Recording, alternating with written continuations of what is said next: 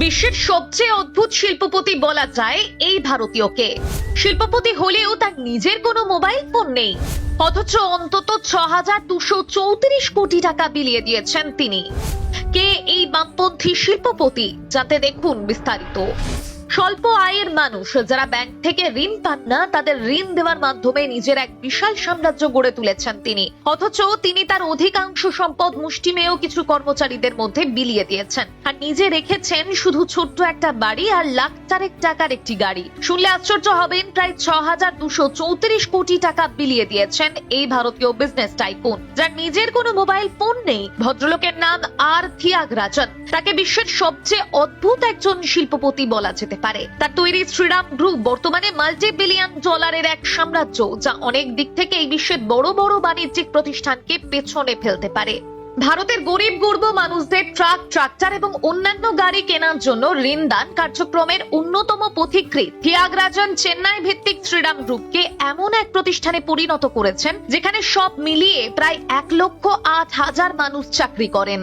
১৯৭৪ সালে শ্রীরাম গ্রুপ প্রতিষ্ঠা করেছিলেন আর থিয়াগরাজন। বর্তমানে তার বয়স ৮৬ বছর এবং তিনি প্রতিষ্ঠানের উপদেষ্টা পদে রয়েছেন। তার স্পষ্ট বক্তব্য, আমি একটু বামপন্থী। যাদের ইতিমধ্যেই ভালো সম্পদ আছে বা যারা সুখী জীবন যাপন করছেন, তাদের জীবনকে আরো সুখে ভরিয়ে দেওয়াতে আমি বিশ্বাসী নই, বরং যাদের জীবন নানা সমস্যার আঘাতে জর্জরিত, তাদের জীবন থেকে কিছুটা দুঃখ সরিয়ে দেওয়াতেই বিশ্বাসী আমি। থিয়াগরাজন করলেন কি?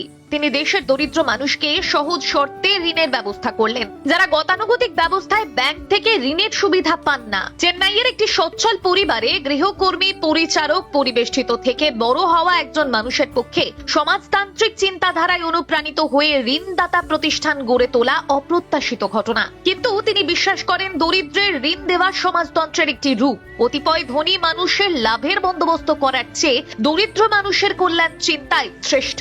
প্রায় ১৪০ কোটি ভারতের সংখ্যাগরিষ্ঠ মানুষ বেঁচে থাকার জন্য কঠিন পরিশ্রম করে চলেছেন। প্রতিকূল পরিস্থিতির সঙ্গে লড়ে নিম্নবিত্ত মানুষ চেষ্টা করছে মধ্যবিত্ত শ্রেণীতে উন্নীত হতে। অথচ ব্যাংক থেকে ধনীরা অতি সহজে ঋণ পেলেও নিম্নবিত্ত মানুষ অনেক ক্ষেত্রে ঋণের সুবিধা পান না। সেই জায়গায় দাঁড়িয়ে থিয়াগরাজন গরিব মানুষের জীবনযাপনের মান উন্নয়নের লক্ষ্যে সহজ শর্তে ঋণের ব্যবস্থা করলেন। ৩৪ বছর বয়সে তিনি তার বন্ধু ও আত্মীয়দের সঙ্গে মিলে প্রতিষ্ঠা করলেন শ্রীরাম চিট। পরে আরো কিছু প্রতিষ্ঠান গড়ে তোলেন এবং শেষ পর্যন্ত ৩০টি কোম্পানি নিয়ে একটি গ্রুপ তৈরি করেন। বর্তমানে শ্রীরাম গ্রুপের গ্রাহক সংখ্যা প্রায় ২,৩০,০০,০০০।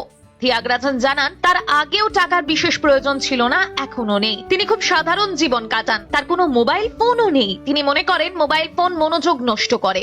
বর্তমানে তিনি ক্লাসিক্যাল সঙ্গীত শুনে এবং ওয়েস্টার্ন বিজনেস ম্যাগাজিন পড়ে সময় কাটান। Bureau report, Bengal live.